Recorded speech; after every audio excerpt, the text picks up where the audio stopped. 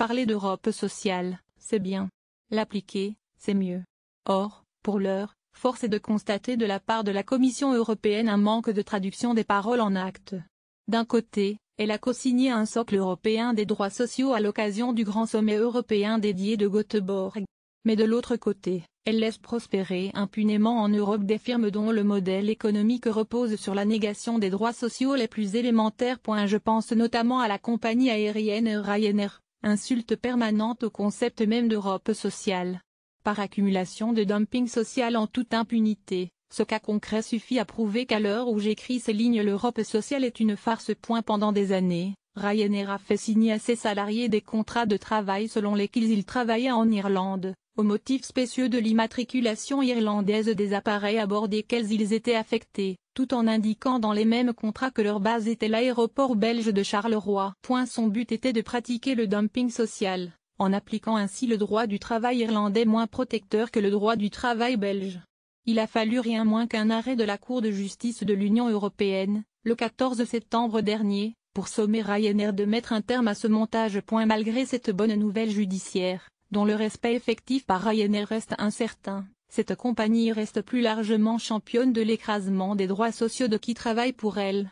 Selon l'URSSAF, de 2011 à 2014, 6,8 millions d'euros de cotisations sociales ont été éludés par elle en n'affiliant pas les personnels de sa base marseillaise au régime français de protection sociale. Son modèle low-cost reposant sur les recettes autres que la vente des billets, le personnel de cabine est mis sous pression pour vendre un maximum de boissons, parfums, etc. Une hôtesse de l'air peut ainsi recevoir un appel durant un jour de congé pour lui faire réciter par cœur la liste des promotions. Les temps de préparation, les temps d'attente entre l'atterrissage et le décollage suivant, ne sont pas payés. Les absences pour maladie ou pour hospitalisation ne sont pas rémunérées, cependant que les contrats osent préciser ceci: vous êtes prié d'entretenir votre santé pour remplir vos obligations de personnel de cabine.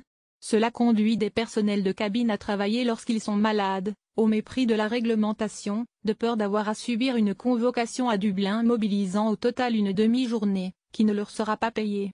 Les cadences sont si effrénées que des pilotes en arrivent à dormir en cockpit durant le vol. Ils paient en outre sur leur propre denier leur badge d'accès à l'aéroport, le parking, l'assurance perte de licence, la visite médicale obligatoire, ou même les uniformes. Parallèlement, Ryanair refuse systématiquement tout dialogue syndical, au point qu'un mémo interne reçu par les salariés à l'embauche annonce ceci: nous ne négocions pas avec un syndicat.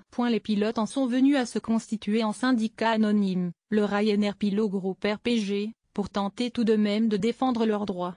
Mais lorsque CRPG réalise un sondage auprès d'un tiers des commandants et copilotes, révélant que pour près de 90% d'entre eux Ryanair n'a pas une culture de la sécurité ouverte et transparente, la compagnie pousse le cynisme jusqu'à essayer de discréditer ses lanceurs d'alertes en leur reprochant de rester anonymes. Il ne faut pas chercher plus loin la source de la stupéfiante débâcle commerciale qui a vu la firme annuler 20 000 vols jusqu'en mars 2018 par manque de pilotes disponibles. Ces derniers sont si maltraités, et leurs droits syndicaux sont à ce point bafoués, que le déroulement d'une activité d'entreprise normale s'en trouve empêché. Les revendications du Conseil européen des représentants des employés de Ryanair dans le cadre du conflit social en cours relèvent à cet égard de droits élémentaires, qu'il est inacceptable de voir bafoués.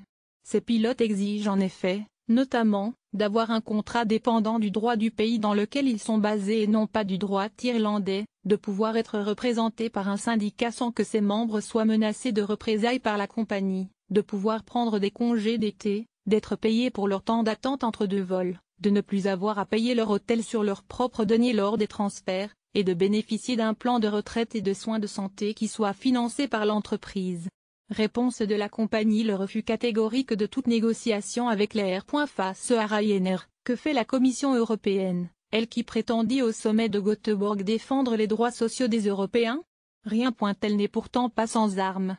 Elle peut lancer une grande enquête sur la compagnie pour établir s'il y a de sa part infraction aux règles.